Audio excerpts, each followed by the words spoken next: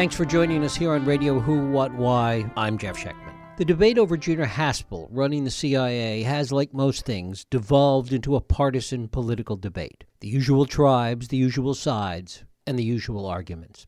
But if we can only step back a bit, we see that it's so much more.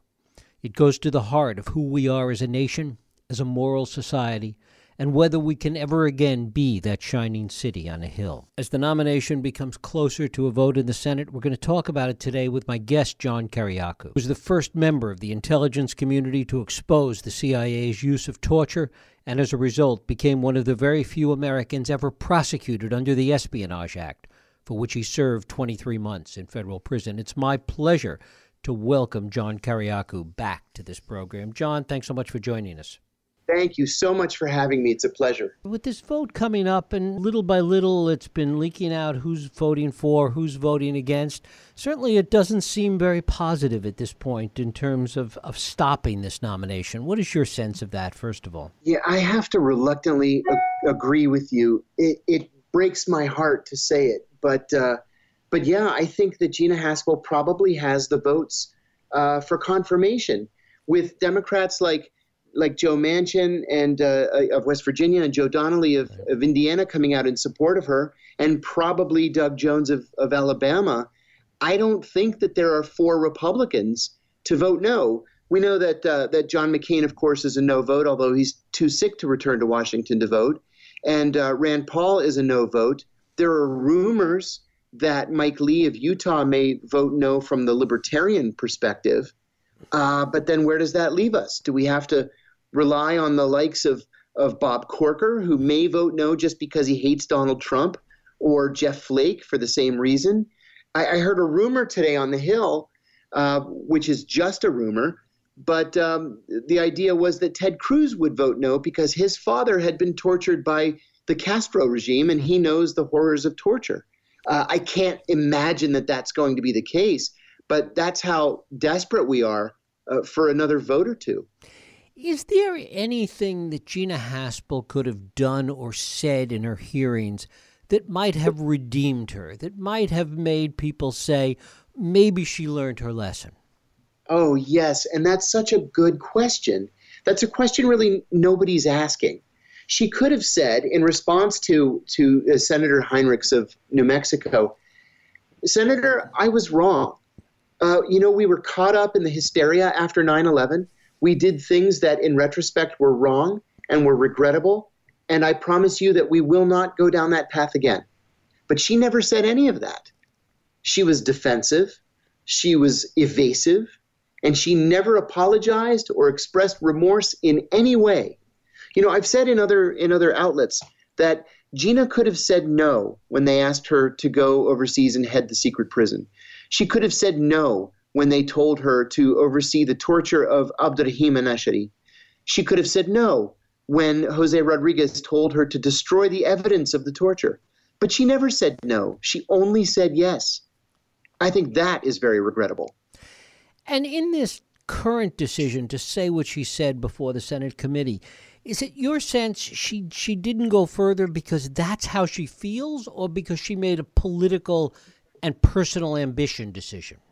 Well, I've always believed that Gina was a true believer, that the reason why Gina never said no, the reason why Gina readily accepted those assignments was because she believed in the torture program. Right. There was this sense among so many in the CIA immediately after the 9/11 attacks that we needed to avenge the deaths of these 3,000 people. And that you remember the phrases that were being bandied about. Oh, the yes. Gloves are coming off. We're going to the dark side. Bin Laden, we'll see Bin Laden's head on a pike with flies on his eyes, right. Kofor Black famously said. But there were people who really believed that stuff. And Gina Haspel was one of those people. Is it your sense she's learned nothing since? Nothing. Gina Haspel was a member of the Senior Intelligence Service all those years ago, 16 years ago, when these decisions were being made. She has spent most of her career in the Senior Intelligence Service. She knows how to get ahead. And this is how you get ahead. It wasn't about doing the right thing for her. It's never been about that. It's been about getting ahead. And she finally made it. And if she is in place as head of the CIA, how do you figure that will impact others in the agency that maybe don't feel as she does? Another great question. I've said publicly a number of times that the message this sends to the CIA workforce is that you can commit war crimes or crimes against humanity, and you can get away with it. And not only will you get away with it, but you'll be promoted. And indeed, you can even be promoted to director. All you have to do is play ball and keep your mouth shut. That's the message that this sends. Now, the message that it sends to people like me who oppose the torture program or who are still inside is keep your mouth shut or you'll end up in prison like Kiriakou did. Why do you think more people have not spoken out? Oh, that's such a mystery to me. I knew from personal firsthand experience that I was not the only person who opposed this torture program. And indeed, once the Senate torture report was released, we saw that there were dozens of CIA officers who were sickened by this program. Several of them curtailed their positions and returned from the secret site to headquarters. That's a career-ending move. Several of them resigned or took retirement. And I was convinced that somebody would go public. And instead, none of them went public. Why not? Oh, it's all about self-preservation. Why throw away a life? I mean, I went to prison for 2 years. I lost my federal pension. I lost the right to vote. I lost the right to own a firearm. I lost my house. I lost my job. As things turned out, I lost my wife. So is it really worth it? Do you have a feeling that once she's in place that torture will begin again, that a regime will come into play that will reinstitute some of these programs? Well, I fear that will be the case if there is not robust congressional oversight. And there isn't robust congressional oversight. What you have instead is a group of both Democrats and Republicans who are nothing more than cheerleaders for the CIA. That's the real danger, because if there's no one on Capitol Hill to tell Gina Haspel or any other CIA official no, then they're going to do anything that they want because they'll be confident that they can get away with it. How much of this has to do with the current president? How much does that play into this? Oh, I think Donald Trump has emboldened these people. During the transition, when he said that he intended to bring back, and these were his words, bring back waterboarding and a hell of a lot worse. That was the green light for these people to move forward and to try to recapture some of that cowboy authority that they had in 2001 and 2002. So it was a very dangerous thing to say. And as it's turned out, he meant it. This is the policy.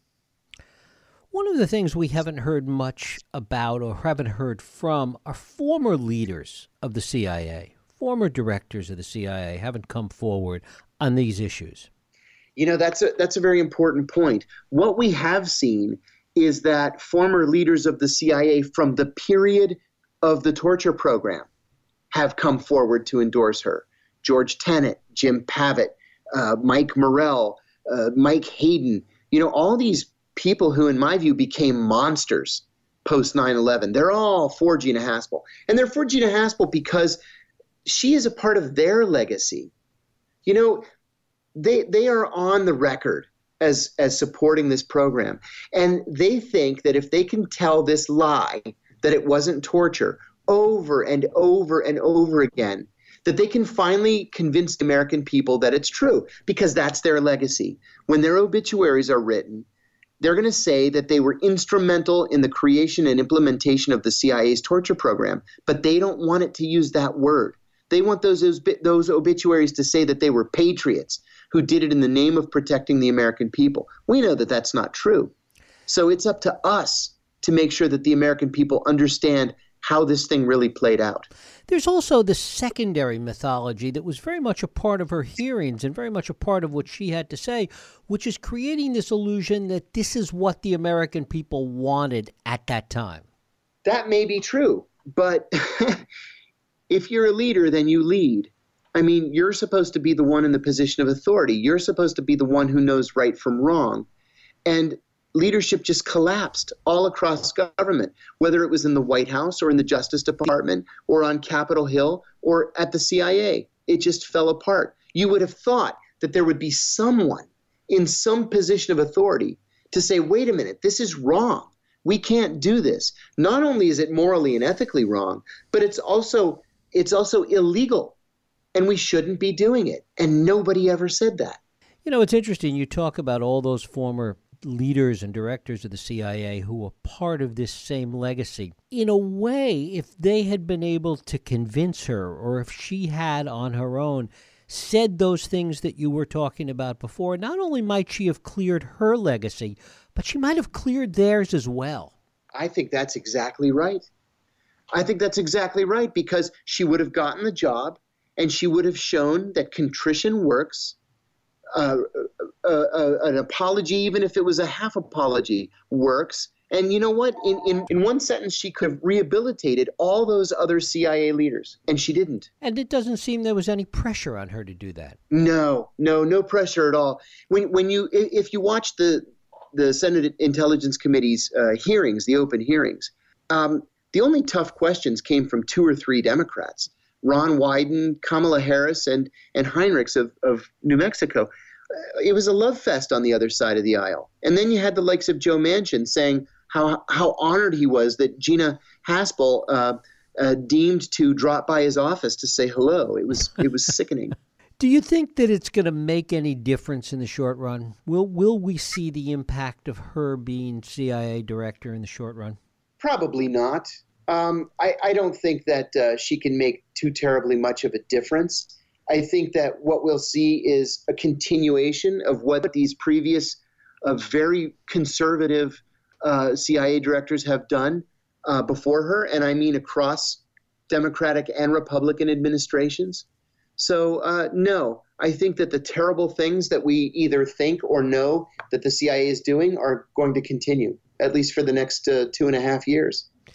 And finally, from the public standpoint, what should the public be looking for? What should it be watching for? If Congress isn't going to engage in oversight, what should the public be at least looking towards? Look for what the White House calls leaks. I don't call them leaks. I call them whistleblowing. I've said before, and I'll say again, the American people own this information. The American people have a right to know what the government is doing in their name. And if the Senate Intelligence Committee and the House Intelligence Committee are not going to exercise oversight, then we have to rely on whistleblowers to tell us what's happening inside. So pay close attention to the press and look for information that is coming from the inside of the intelligence community. That's the only way we're going to know what's happening. John Kiriakou, I thank you so much for spending time with us. It is a pleasure. Thanks for having me. Thank you. And thank you for listening and for joining us here on Radio Who, What, Why. I hope you join us next week for another Radio Who, What, Why podcast. I'm Jeff Schechtman. If you like this podcast, please feel free to share and help others find it by rating and reviewing it on iTunes. You can also support this podcast and all the work we do by going to whowhatwhy.org/donate.